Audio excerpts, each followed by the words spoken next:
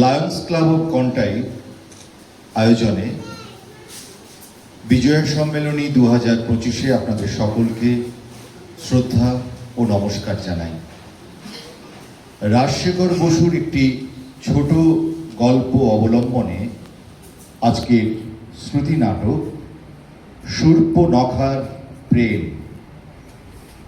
নাট্যরূপ ও নির্দেশনায় lion doctor Anutosh Patnaik, পরিবেশনায় Lions ক্লাবের সদস্যবৃন্দ।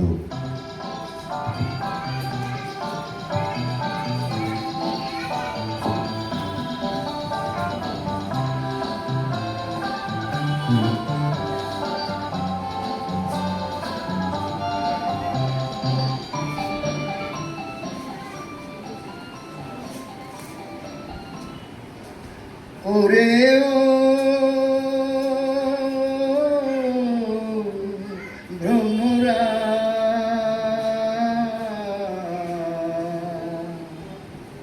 নিশীথে যাইও বনে, নিশীথে যাইও বনে রে ভ্রমরা, নিশীথে যাইও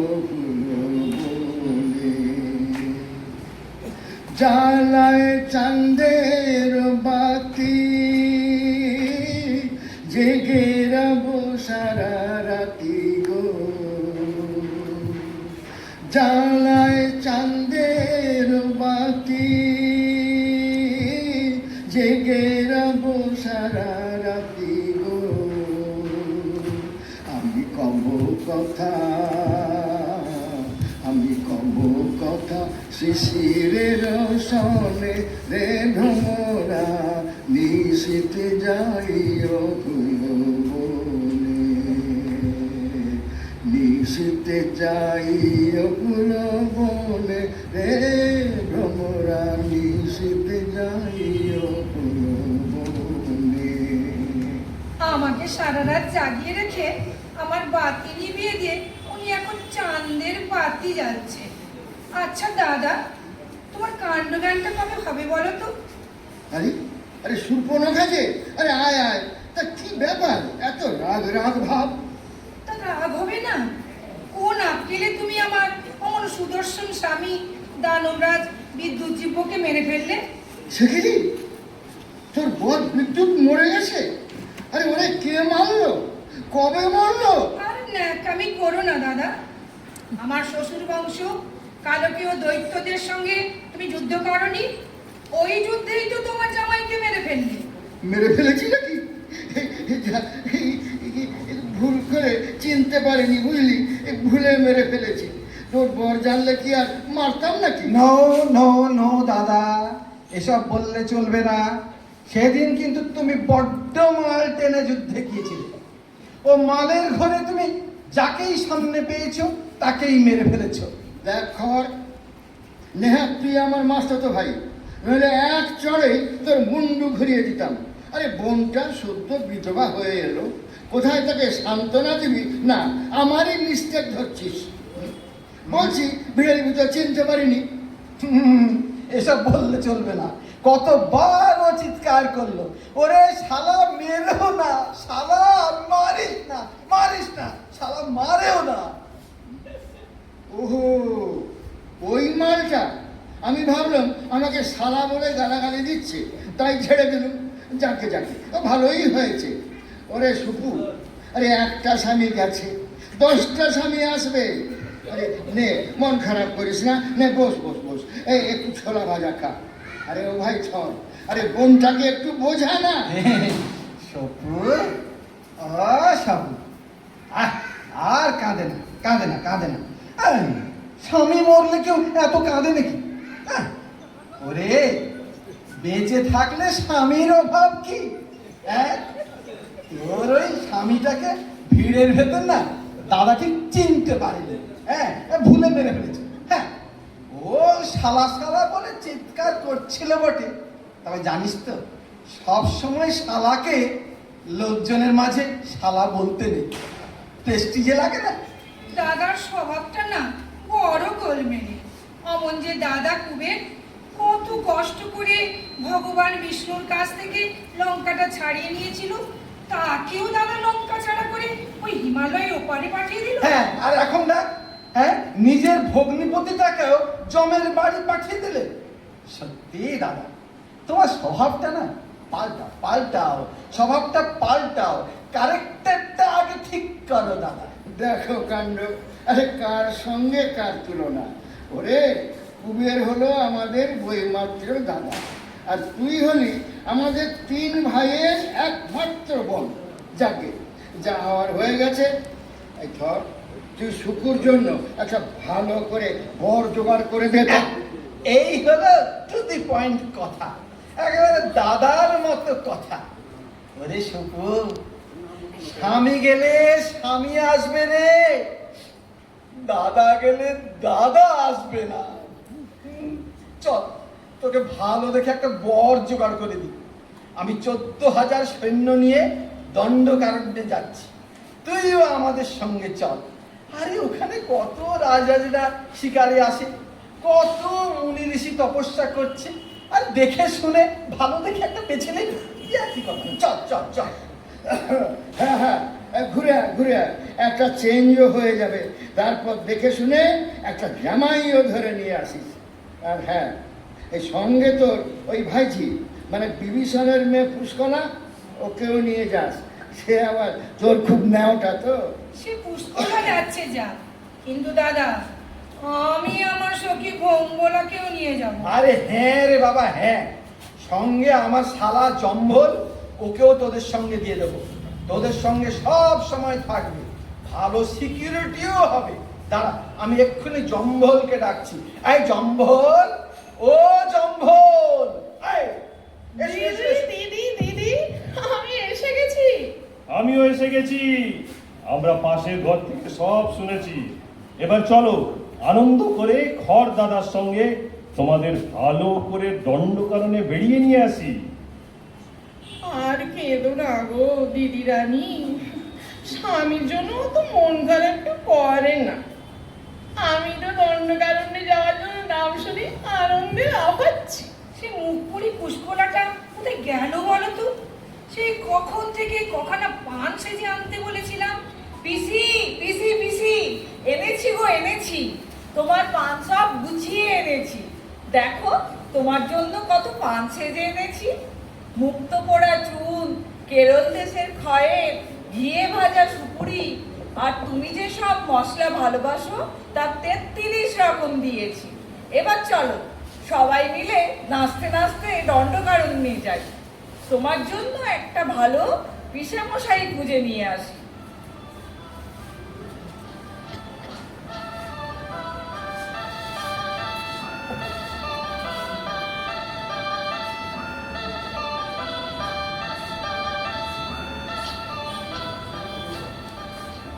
এই বুঝলি কলা, এই দণ্ডকারণ্য জায়গাটা না সত্যি খুব ভালো।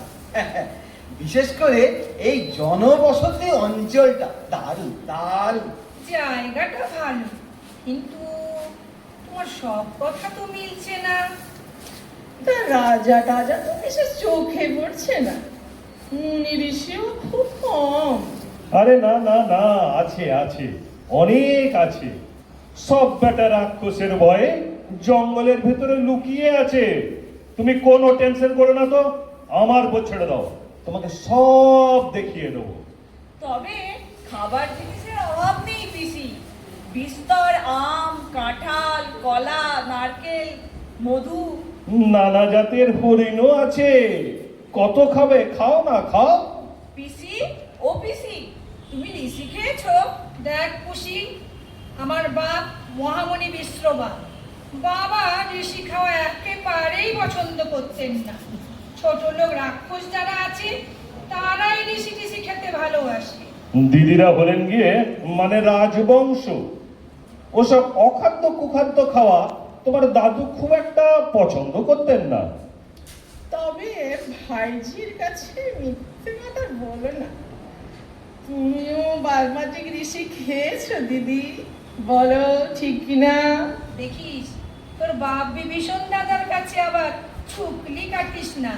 মানে বলতে নেই ছোট মুখে বড় কথা, তবে তোর বাপ কিন্তু রাক্ষস বংশে কুলাঙ্গার একটা। ঋষির মাংস বড় ছিবড়ে হয়, তবে হ্যাঁ, ক্ষত্রিয় রাজা আর রাজপুত্র ওদের মাংস বড়ই ভালো, অনেকটা অনেকটা ঠিক কচি পাঁঠার মতো। এখন খাওয়ার কথা ছাড়ো তো, খালি খাওয়া আর খাওয়া। আমি মরছি আমার জ্বালায়।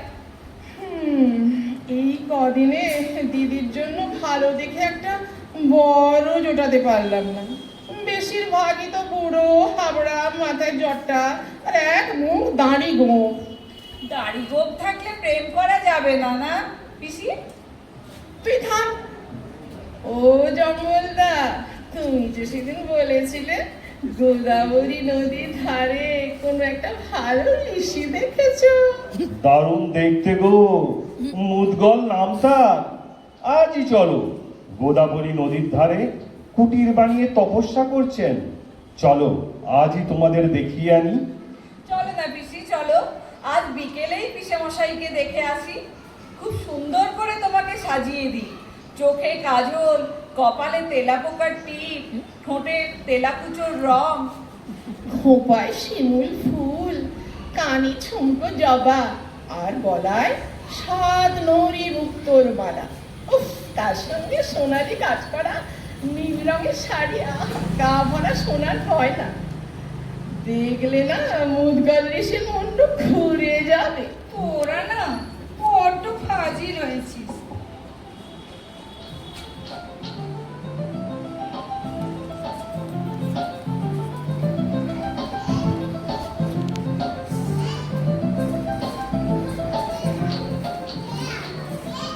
ওই যে আশ্রম দেখা যাচ্ছে, বারান্দায় বসে যিনি বেদ পাঠ করছেন উনি মুদগল ঋষি, বুঝলে?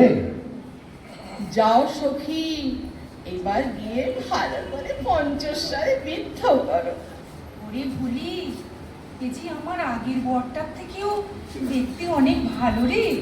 একে পটাতেই হবে। এই চল চল চল চল, আশ্রমে যাই।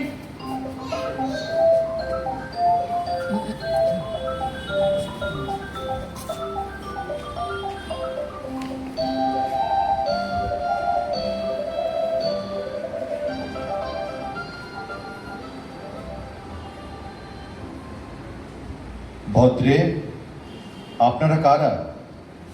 কি প্রয়োজনে এখানে এসেছেন? আগে ইনি রাজকন্যা শক্তিনখা। আমরা ইনার সঙ্গে এসেছি। আমরা কাছেই থাকি। আমার প্রণাম গ্রহণ করুন দ্বিজশ্রেষ্ঠ। আমাদের দিদিরানী 3 মাস ধরে বিবিধক ব্রত পালন করেছিলেন। অহরহ শুধু একটি বিবিধক ফল মানে বহরা আহার করতেন। কাল দিদিরানীর ব্রতের সমাপ্তি হবে, সেই জন্য একজন নিষ্ঠাবান ব্রাহ্মণকে ভোজন করাতে চায়। আপনি কৃপা করে যদি একবার মধ্যাহ্নে এই দাসীর কুটিরে পদধূলি দেন। আচ্ছা, ঠিক আছে সুন্দরী, আপনি যখন নিজে এসেছেন নিমন্ত্রণ করতে, আমি আপনার নিমন্ত্রণ গ্রহণ করলাম। আগামীকাল মধ্যাহ্নে আমি আপনার ওখানেই ভোজন করব। এখন তাহলে আমরা বিদায় গ্রহণ করি দ্বিজশ্রেষ্ঠ।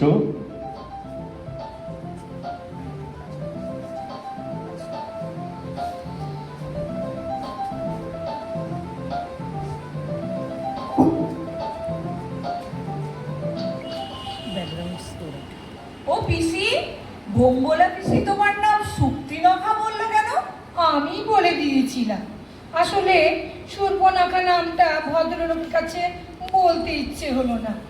বাবা বিশ্ববার যেমন বুদ্ধি, আর নাম খুঁজে পেল না, একটা বিশ্রী নাম রেখেছেন। এই এই, ঋষির খাওয়া দাওয়া শেষ হয়েছে। এই পুষ্কলা, আমরা একটু আড়ালে যাই। দিদি, এই ফাঁকে তুমি কেঁদে ফেলো। খুব খেলাম, নানা রকম ফল, মৃগ মাংস, পরমান্ন। এইবার 1 ঘটি মাধ্যিক পান করে দেখুন, অতি স্নিগ্ধ পানীয়, বনজাত পুষ্প থেকে মধুকর যে মধু আহরণ করে, তাই দিয়ে আমি নিজের হাতে আপনার জন্য এই মাধবীর তৈরি করেছি। এই এই এই খেলে নেশা হয়ে যাবে না তো? ইস ইস, এ কি কথা বললেন মুনিবর? মাদক দ্রব্য কি আপনাকে আমি দিতে পারি? খেলে মনটা একটু প্রফুল্ল হবে, মনে একটু পুলক আসবে, এই যা। আপনি নির্ভয়ে পান করুন। বলছো? তুমি বলছো? তাহলে তাহলে তাও একটু, অল্প করে একটুখানি তাও আর কি। হ্যাঁ, তা ভালোই তৈরি করেছো। হ্যাঁ, ভালো ভালো ঝাঁঝ আছে কিন্তু।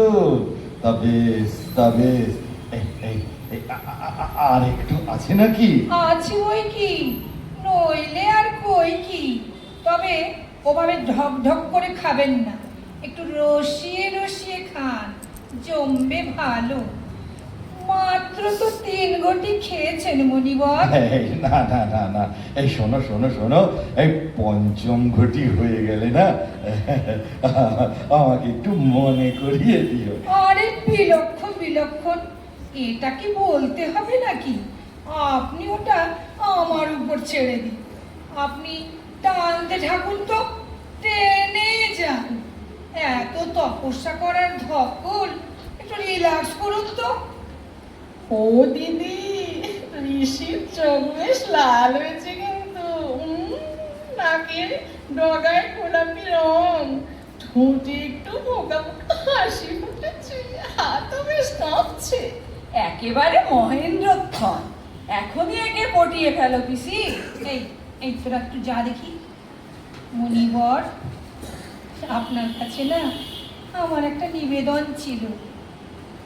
আপনাকে আপনাকে দেখে না আমি আপনার প্রেমে পড়ে গেছি। তাছাড়া এই বিদেশ বিভুঁইয়ে আপনার খাওয়া দাওয়া তপস্যা সব কিছু লক্ষ্য রাখার জন্য আমাকেই আপনার দরকার। অনেক চিন্তা করে দেখলাম আপনিই আমার প্রাণেশ্বর। চলুন আমরা গন্ধর্ব মতে বিবাহ করে ফেলি। আরে ধীরে ধীরে সুন্দরী, ধীরে। আমার এখনো অত নেশা হয়নি। তোমার ঘর বাড়ি কিছুই জানলাম না, বিয়ে করে ফেলবো?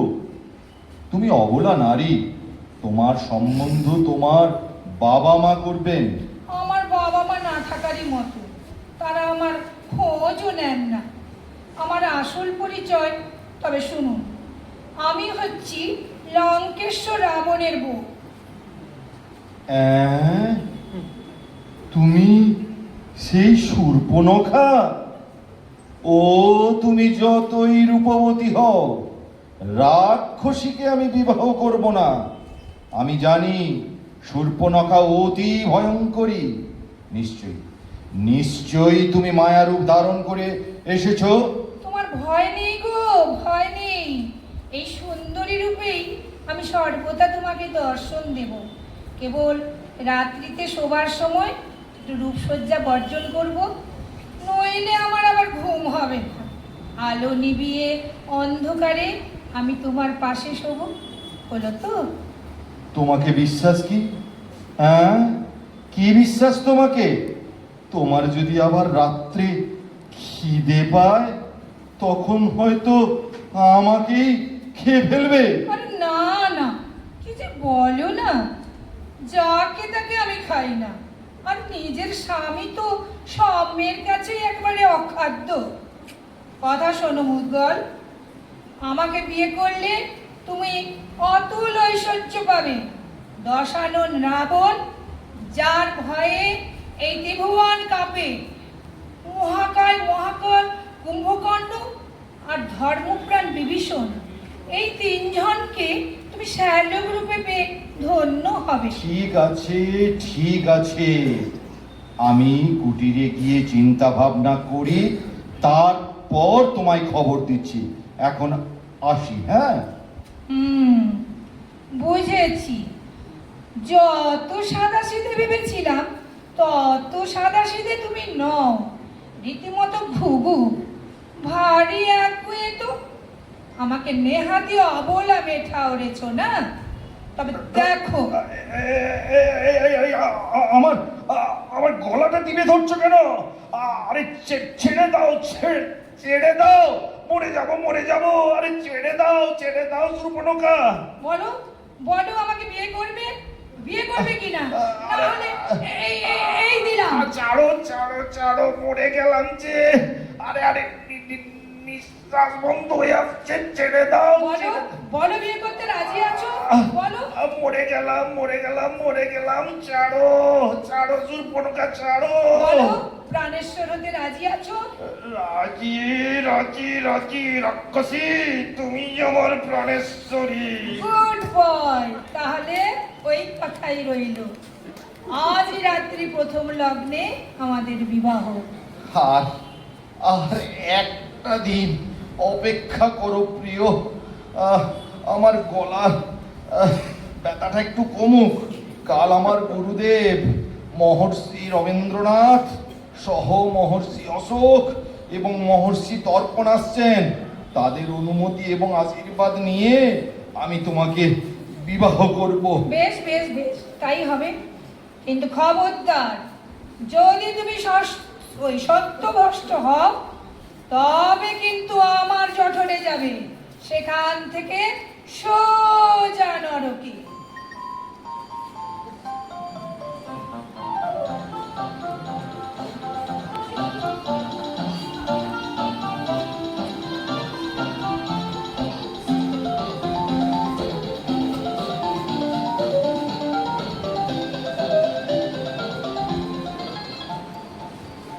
আরে এসো এসো, রাজনন্দিনী সুর্পনখা, এসো। রাজনন্দিনী, তোমাদের প্রণয়ের ব্যাপার সেবার শুনে আমরা অতীব প্রীত হয়েছি। আশীর্বাদ করি তোমাদের দাম্পত্য জীবন মধুময় হোক। আমার প্রণাম গ্রহণ করুন আচার্যগণ। পাত্রী অতীব সুন্দরী, সুলক্ষণা এবং শিষ্টাচার যুক্তা। তা তোমার হাতখানা দেখি। ভালোই দেখছি। তোমার ভাগ্যে অদ্বিতীয় রূপবান এক পতি লাভ আছে। তা আমার এই শিষ্যটি একটু খর্বকায় আর দুর্বল হলেও রূপবান বটে। ও, আপনি কিছু ভাববেন না, আমি মানিয়ে গুছিয়ে নেব। তাছাড়া কোনো মেয়ের ভাগ্যেই তার মনের মতো স্বামী জোটে না। স্বামীকে গড়ে পিঠে তৈরি করে নিতে হয়। আহা, বটেই তো। বড় সুন্দর বিচার। যেমন উচ্চ বংশ তেমন উচ্চ বিচারও বটে। আচ্ছা আচার্যগণ, আপনাদের শিষ্যের পররেখাটা একবার পরীক্ষা করে দেখেছেন? দেখেছি বই। আমাদের শিষ্য মুদগল এক অদ্বিতীয় সুন্দরীকে পত্নী রূপে লাভ করবে। আপনাদের গণনা একবারেই নির্ভুল। রূপের জন্য আমি লঙ্কাশ্রী উপাধি পেয়েছি, আর এই সমগ্র জম্বুদ্বীপে আমার তুল্য সুন্দরী পাবেন না। তাই নাকি? তবে তোমাকে আমি জম্বুশ্রী উপাধি দিলাম। কিন্তু রাজনন্দিনী, সত্যি বলতে কি তোমার একটু খামতিও আছে। সম্প্রতি দশরথ পুত্র রাম এবং লক্ষ্মণ বনবাসে এসেছেন। নিকটেই পঞ্চবটিতে কুটির নির্মাণ করে বসবাস করছেন। রামের স্ত্রী জনক কন্যা সীতাও তাদের সঙ্গে আছেন। দিব্যলোকে আমি দেখেছি, সচক্ষে দেখেছি। আমার যেন মনে হলো তিনি বোধহয় তোমার চাইতে একটু বেশি সুন্দরী। আমার চাইতে সুন্দরী এই তল্লাটে কেউ থাকবে না। সীতাকে আমি এক্ষুনি খেয়ে ফেলবো। তার কাছে নিয়ে চলুন আমাকে। কি উচ্চ বিচার! এই না হলে উচ্চ বংশ, কত বড় মন! তোমার সংকল্প অতি সাধু। তবে আর বিলম্ব কিসে? প্রয়োজন কি? এসো, আমরা একসঙ্গে, আমার সঙ্গে এসো।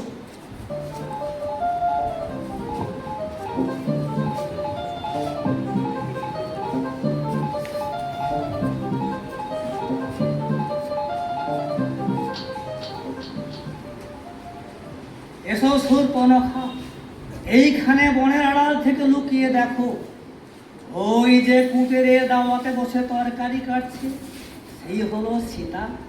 আহা, কত সুন্দরী না, দেখলে মনটা একেবারে ভরে যায়। আপনারা পুরুষ জাতটাই অন্ধ, বলেন কি না আমার চাইতে সুন্দরী। আর বর্দা পর্যন্ত এই সীতার জন্যই খেপেছিলেন।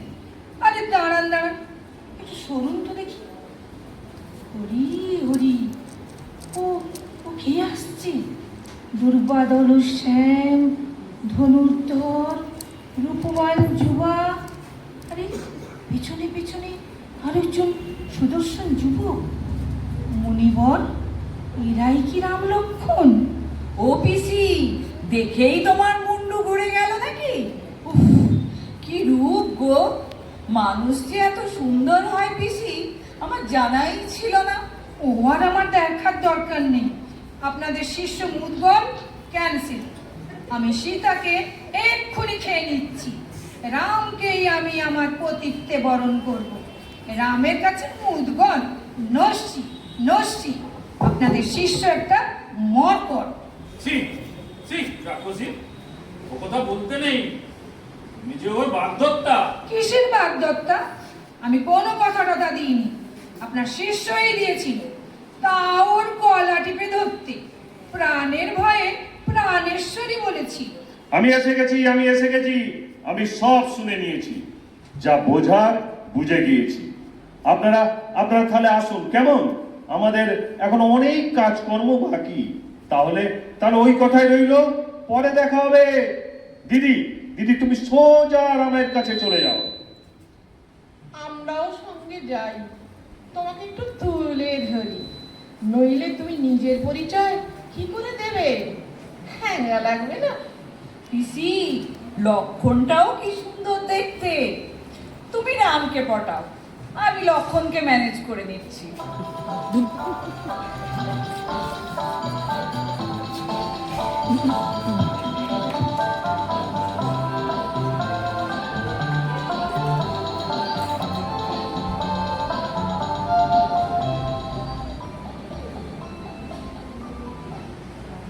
প্রণাম মা জননী। একজন অপূর্ব রূপবতী নারী, লঙ্কেশ্বর ভগিনী শক্তিনখা, প্রভু শ্রী রামচন্দ্রের সঙ্গে দেখা করতে এসেছেন মা। বলো যা, আরে এখানেও রূপবতী নারী? কীর্তনে যে একটু ঠাকুরের নাম করবে তারও উপায় নেই গা। আরে কে এসেছেন? রাবণ ভগিনী শক্তিনখা সুন্দরী এসেছেন। দেখি। বাবা, দেখো শোনা মাত্রই কেমন দাঁতন চিবুতে চিবুতে ছুটতে ছুটতে আসছে। ভাবছি যেন কত সুন্দরী না দেখাচ্ছে। সভ্যতা ভব্যতার কোনো মা বাপ নেই গা। আপনি লঙ্কেশ্বর রাবণ ভগিনী সুন্দরী শূর্পণখা? আরে আসুন আসুন আসুন, আমার কুটিরে আসতে আজ্ঞা হোক। তা কি জন্য এখানে আসা হয়েছে শুনি? জানো তো, ইনি কিন্তু মহা তেজস্বী শ্রী রামচন্দ্র। ওইসব উদ্গল উদ্গল নয়। ওদের মতো হ্যাংলা পাওনি যে থমক চমক দেখিয়ে এটাকে বশ করবে। সব খবর আমি রাখি কিন্তু। মরি মরি, জগতে কি সুপুরুষ কম পড়েছে যে আমি তোমার বরকে ভোলাতে আসব? তোমাদের ভালোর জন্যই বলতে এসেছিলাম। তা যদি ভালো না চাও তো চললাম। কিন্তু দেখো, এরপরে কিন্তু বিপদে পড়লে আমায় দোষ দিতে পারবে না, এই আমি বলে দিলাম। বলি সাহস তো কম না, আমাকে তুমি বলছো? দেখবি দেখবি সাপ দেব, একেবারে শোপোকা হয়ে যাবে। আরে দাঁড়াও, তুমি শান্ত হও তো। ব্যাপারটা আগে জানা দরকার, কিসের জন্য এসেছে সুন্দরী। পথে এসো। লঙ্কেশ্বর রাবণ তো তোমার উপর একেবারে রেগে ফায়ার হয়ে আছে। আপনি ওনার পারমিশন না নিয়ে কি করে দণ্ডকারণে ঘাঁটি গেড়েছেন? জানেন না এটা ওনার এস্টেট আছে? আর একটু হলেই আপনার বউকে ছিনতাই করে নিয়ে চলে যেতেন। দিদি রানী হাতে পায়ে ধরে বোঝালেন, তাই এবারকার মতো আপনার বউ বেঁচে গেল।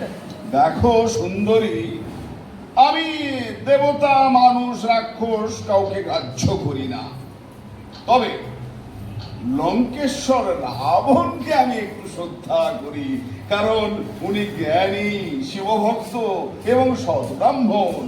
তা কি বললে তুমি তাকে?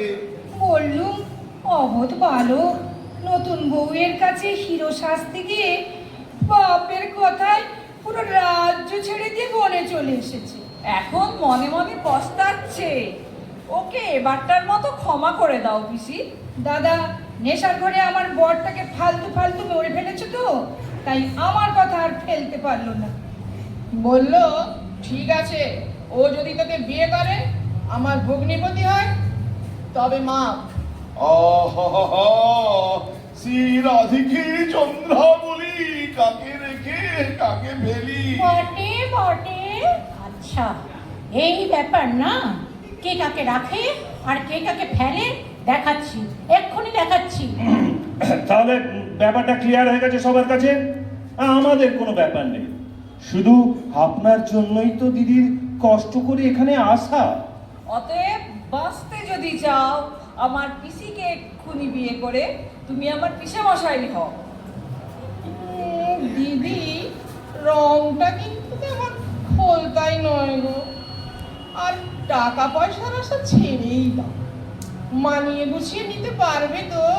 সে নয় একটু মানিয়ে নেওয়া যাবে, কিন্তু ওই সতীনের ঘর আমি করতে পারবো না। ওটাকে এক্ষুনি বিদায় করো। ওলে ওলে ওলে ওলে, কে কে এলো রে? আমাকে আমার ঘর থেকে বিদায় করবে? কোথায় গেল কোথায় গেল আমার ঝাঁটাটা? কোথায় গেল লক্ষণ? আমার ঝাঁটাটা নিয়ে আয় তো, ঝেঁটিয়ে বিষ ঝেঁটে দিই। আরে করো কি, করো কি? আরে শান্ত হও। লঙ্কেশ্বর রাবণের ভগিনী বলে কথা, এভাবে বলতে আছে? আরে শোনো, আমি কি বলি সুন্দরী, আপাতত তুমি বরং ওই মুদগলকেই বিয়ে করো। দেখতে শুনতেও মন্দ নয়, আর খুবই ধর্মপ্রাণ মানুষ। আর ধর্ম নিয়ে কি আমি ধুয়ে খাবো? সারাদিন শুধু হরি হরি, ও আমার পোষাবে না। শোনো, তাহলে একটা কাজ করো। আমি শুনে এলাম উনার গুরুদেব এবং তার সাথী দুজন বিশিষ্ট মুনি সম্প্রতি উনার কুটিতে এসেছেন। উনাদের মধ্যে একজনকে তুমি বেছে নাও। শুনেছি উনাদের খুব বেশি স্ত্রী নেই। গন্ড মূর্খের দল, আর সব কটারই অনেক বয়স। ও করছি চাইছো, করছি বলবে তো। এই তো আমার ভাই লক্ষণ আছে, একেবারে করছি। বিয়ে টিয়ে হয়নি, তাই তোমার ওই সতীনের কোনো ঝামেলা নেই। পরিষ্কার একেবারে হাত পা ছাড়া, আর তোমার দাদারও এতে কোনো আপত্তি নেই। কিন্তু দিদি, এটা তো একেবারেই নেহাতি বাচ্চা হয়ে গেল না? তা ওই ছোকরা, তোমার দাদা নয় আবেগের বশে রাজত্ব ছেড়ে বউকে নিয়ে হানিমুন করতে চলে এসেছে। তা তুমি কেন বাবু ওদের পেছন পেছন ঘুরঘুর করছো?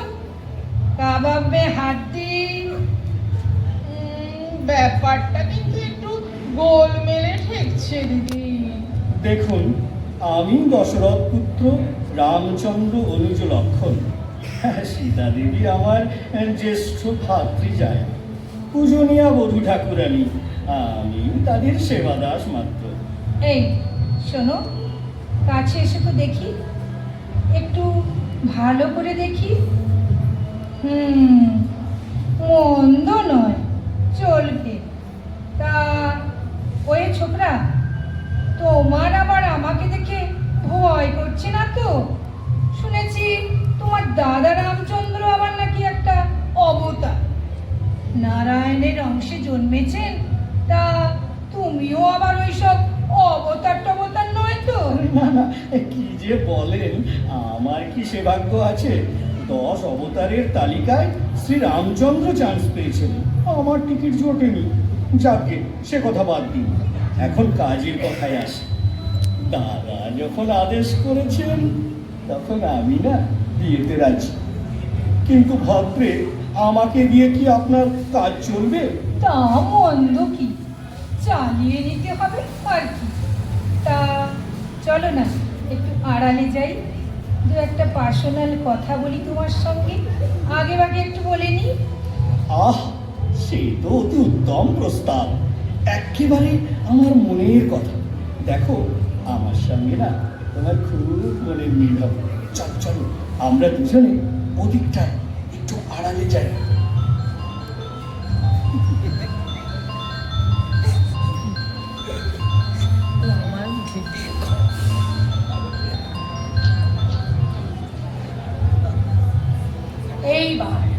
এবার ঘুমটাটা একটু খুলতেই হচ্ছে। তা এই যে অবতার বাবু, কি মনে করেছিলে আমার ঘরে শকুন ঢোকাবে? তা হবে নাই বা কেন? যেমন বাপ তেমনি তো তার ছেলে হবে। আরে হ্যাঁ, এই যে শোনো শোনো, আরে এদিকে এসো। তুমি কোন আক্কেলে বললে যে লক্ষণের বিয়ে হয়নি? আমার বোন উর্মিলাটাকে ফাঁসাবার ইচ্ছা, তাই না? আরে গিন্নি, চটো কেন? বোঝে না, শুধু চটে যায়। বিদেশ ভুঁইয়ে শুধু শুধু রাবণকে চটিয়ে লাভ আছে? আর তাছাড়া রাবণের তোমার উপরে ইয়েও আসে না? দেখলে তো কি সুন্দর খেলে বেরিয়ে গেলাম। আর তবে লক্ষণটা আবার ফেসেই যাবে না তো গিন্নি? না না না, লক্ষণ আমার 22 ক্যারেট সোনা, ও তো তোমার মতো নয়। ভাবছি বুঝি শ্যামের বাসি ডাকলো ওকে বাঁশবনে, ও যে আমার খ্যাকশিয়াল, এই কথাটা রেখো মনে।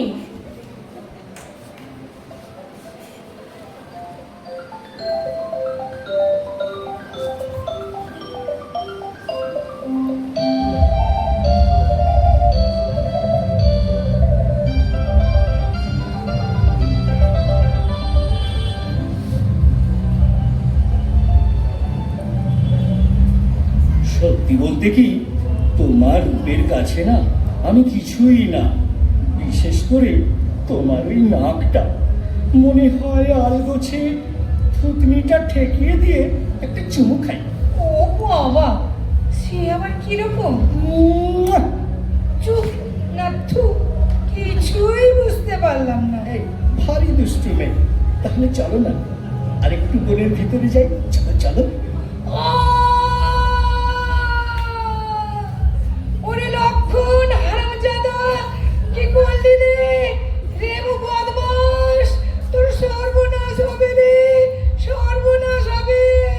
ও দুটো ভাই ডাকাত, আগে জানলে দুটোর কবে ঘাড় মুটকে দিতাম। কি হলো পিসি, কি হলো? এ কি, নাক দিয়ে এত রক্ত পড়ছে কেন? আর ন্যাকামি করিসনি। কি হলো তুই দেখতে পাসনি? যেমন বাপ তেমনি তার বেটি, ন্যাকা। দেখিস আমার জন্য পাঁচখান করিসনি। কিন্তু কিন্তু দিদি, তোমার এমন সুন্দর নাকটা। ইস, তোমার রূপটা একেবারে 12টা বাজিয়ে দিল দিদি। কাটবি তো কাট, নাকটাই কাটলো। লোকে বলবে নাক দিয়েই নিয়েছে।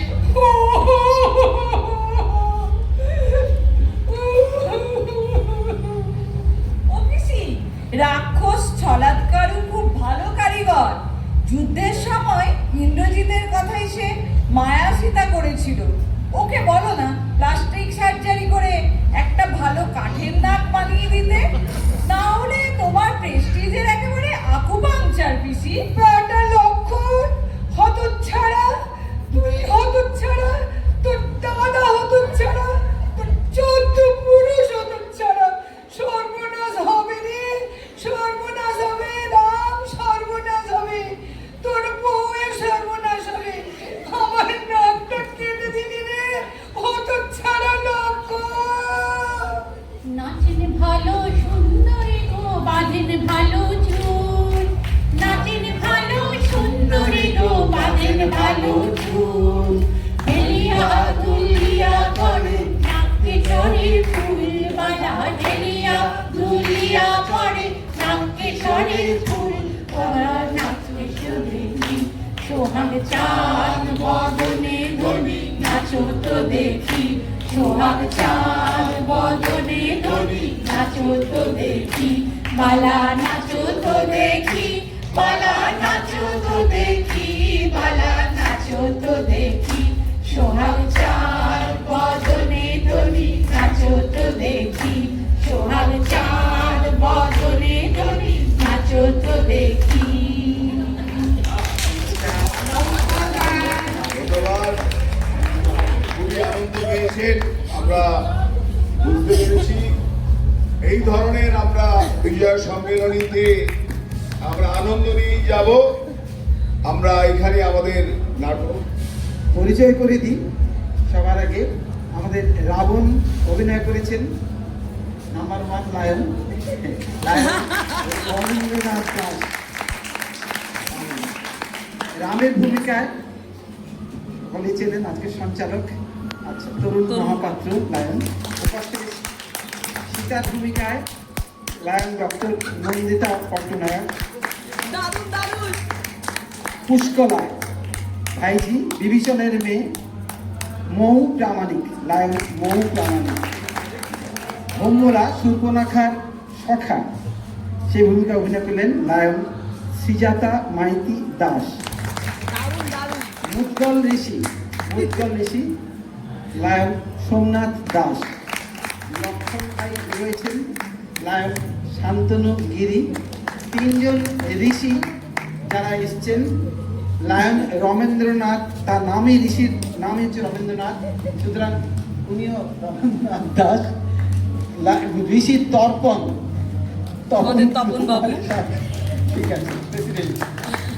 ঋষি অশোক, ঋষি অশোক। লায়ন অশোক কুমার সাউ। আচ্ছা, আমি খর, লায়ন ডক্টর অনুতোষ পট্টনায়ক। এবং অবশ্যই জম্বল থেকে গেছে লায়ন চম্পক ভট্টাচার্য। এবং সুর্পনখার ভূমিকায় এক অনবদ্য